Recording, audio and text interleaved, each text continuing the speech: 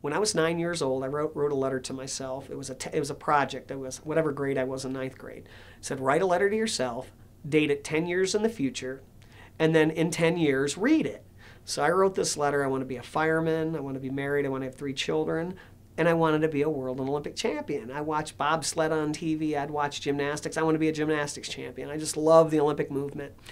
So I gave this letter. I took it home to my mom, and like anybody, Mom, don't forget to give this letter to me. And sure enough, I was 19 years old. I came home. I was still wrestling at Arizona State University. I came home for Christmas, and I came down Christmas morning, 5 a.m. I flew down to the Christmas tree to see what presents I got. My mom was down there waiting, and she had tears in her eyes. It's like, Mom, why are you crying? And I didn't know why until I walked up and that letter was there. And it was funny because I couldn't quite remember what was in the letter, but I knew it said, I wanted to be a world Olympic champion.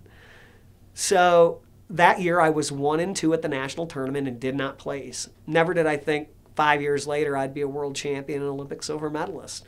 And you know, the story is that I got hooked on a dream as a kid, watching the Olympics on TV, watching my brother be a great wrestler. It was just what I wanted to do and who I wanted to be.